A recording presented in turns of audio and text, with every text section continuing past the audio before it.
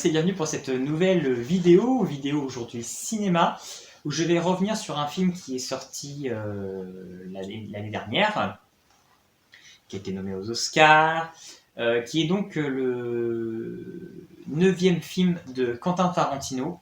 Il s'agit donc de Once Upon a Time in Hollywood, avec pour les rôles titres donc Leonardo DiCaprio, Brad Pitt, qui a donc gagné l'Oscar du meilleur acteur pour un second rôle, et Margot Robbie, bien évidemment, qui est la star montante au niveau des actrices du moment. Et voilà, j'avais hâte de voir ce film parce que voilà, j'aime beaucoup les films avec Leonardo DiCaprio. En ce moment, vous pouvez retrouver en fait sur mon compte Instagram plein de petits spots que je fais en fait sur tous les films avec DiCaprio. Et puis prochainement, vous aurez une vidéo en fait sur mon avis global en fait sur DiCaprio et au niveau de son jeu et de son cinéma. Et puis il y aura un top 15 des films de Leonardo DiCaprio. Également, j'aime bien un petit peu les films aussi de Tarantino. Donc j'étais assez curieux de ce qu'il avait fait, surtout que ça avait l'air d'être très différent d'habitude, donc j'en reviendrai un peu plus tard.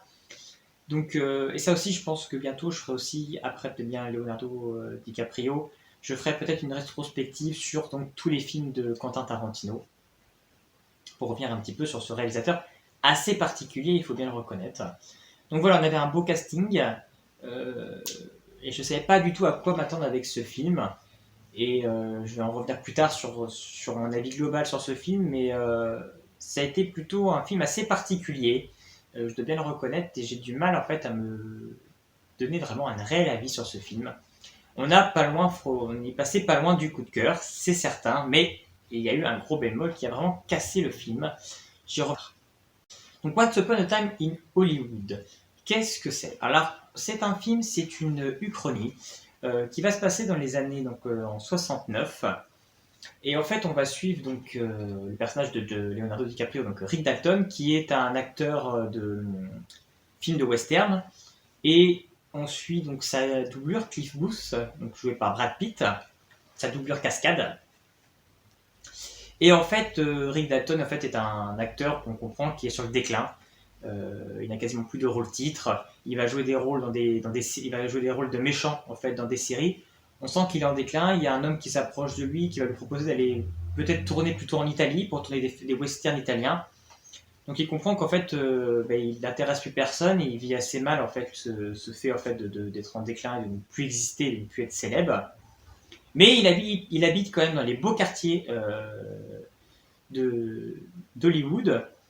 Son voisin, c'est Roman Polanski, qui est marié donc avec Sharon Tate, qui est donc jouée par Margot Robbie, et qui est donc cette jeune actrice qui sera tuée donc, dans la vraie vie. Donc ça, c'est un vrai fait divers, donc c'est ce que veut adapter Quentin Tarantino.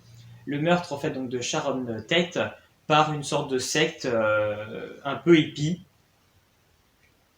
Donc c'était un massacre en fait avec elle et son enfant donc à Hollywood. Donc on a en fait ces deux personnages complètement fictifs et on a donc ce personnage de Sharon Tate qui elle est réelle. Donc on a vraiment par ce film, donc si vous avez aimé les films de Tarantino, je pense que de premier abord vous n'allez pas aimer Once Upon a Time in Hollywood parce qu'on dirait vraiment pas du Tarantino. On est sur quelque chose de complètement différent, je trouve. Peut-être de plus personnel au niveau du réalisateur. On a l'impression d'une sorte de déclaration d'amour au cinéma. Il revient en fait avec ses personnages donc de Leonardo DiCaprio et de Brad Pitt, mais surtout avec le personnage de Leonardo DiCaprio, dans ces séquences en fait de tournage de cinéma, de western, de ce jeu, de comment étaient tournées les choses, du déclin des acteurs, de ce qu'ils peuvent ressentir, de toute cette période qu'il y avait en fait de western à l'époque, qui a fait le cinéma, et d'apparition après de d'autres genres de héros un peu plus agents secrets, etc. Donc on a vraiment une belle déclaration au cinéma, avec vraiment des très très belles prises de vue. Le jeu de Leonardo DiCaprio est vraiment excellent en fait dans ces scènes qu'il fait. Il est vraiment très touchant et très poignant. On sent vraiment cet acteur en déclin, en recherche en fait d'amour et de notoriété. Avec le personnage de Brad Pitt, on va plus suivre en fait le monde des hippies, découvrir un petit peu ce qui était le monde des hippies à cette époque-là, le monde d'Hollywood dans les années 69. Et puis il fait une déclaration bien évidemment à l'actrice Sharon Tate en la remettant en scène, en renvoyant des films d'elle, cette scène où on la voit aller au cinéma, où elle se voit et elle voit que le public qui rigole à ces séquences de elle, et qu'elle se sent fière. Donc on a vraiment quelque chose de très mélancolique, de très touchant, de très poignant en fait au niveau de ce film, tout en regardant une certaine bonne humeur. Il y a des scènes assez drôles en fait de Leonardo DiCaprio dans certaines séquences. Voilà, on a une petite un petit peu ironie, etc., qui est plutôt bienvenue et qui apporte vraiment une petite touche de fraîcheur malgré tout en fait dans ce film qui a aussi des petits aspects un petit peu mélancoliques. C'est comme aussi un film avec des très beaux décors. Je crois d'ailleurs qu'il a dû gagner des Oscars pour les décors. Vraiment très beau. On est vraiment une belle reconstitution en fait d'Hollywood des années 60. Donc tout ça fait qu'on est vraiment embarqué en fait avec ces personnages. On s'attache vraiment au personnage de Rick Dalton et sa doublure cascade Cliff Booth qui ont vraiment une très belle amitié. Donc là-dessus c'est vraiment très très bien. Vraiment on rentre dedans. Et en fait, on se demande quel est le but de ce film, parce qu'on est plus sur une idée un petit peu de tranche de vie. D'une tranche, on prend à un moment donné dans le temps et on vit ce moment. Et c'est vrai que je me demandais quel était le but de ce film, donc je me suis dit tout va se jouer en fait, sur la fin, pour savoir si ce film va être un carton. J'avais un petit peu l'esprit un petit peu comme un La La Land, qui est un film où on passe un excellent beau moment, bon les musiques qu'il faisait aussi, mais c'est vrai que la fin fait que ce film devient un coup de cœur. Et donc là, j'étais vraiment en fait sur le même état d'esprit. J'ai fait que tout va se jouer à la fin. Et j'avais des espoirs en fait sur une fin. Et ça n'a pas été la fin que je voulais. Mais il a fait une fin que je pense que personne ne voulait. Il a fait Quentin Tarantino à la fin de ce film a fait du Quentin Tarantino alors qu'il n'aurait pas dû parce qu'il tenait un film complètement hors norme et unique et vraiment touchant. Et il a fait, enfin voilà, je veux pas spoiler la fin, mais voilà, il a fait pour moi du grand n'importe quoi, qui ne colle pas au reste de son film. Alors je sais pas quel message il a voulu véhiculer, est-ce qu'il a voulu véhiculer que les films de l'époque étaient plus touchants et que maintenant les films c'est du grand n'importe quoi et du coup on a cette évolution en fait dans le film pour exprimer ça. Je ne sais pas, ou il avait juste un kiff, il voulait faire un kiff à la fin du film. Je ne sais pas je ne sais pas s'il s'est pas drogué à la fin du film, je ne sais pas ce qu'il a pris. Mais il est passé complètement à côté. Il aurait pu faire une fin vraiment dans la continuité du film, vraiment touchante, mélancolique. On aurait fait vraiment une fin.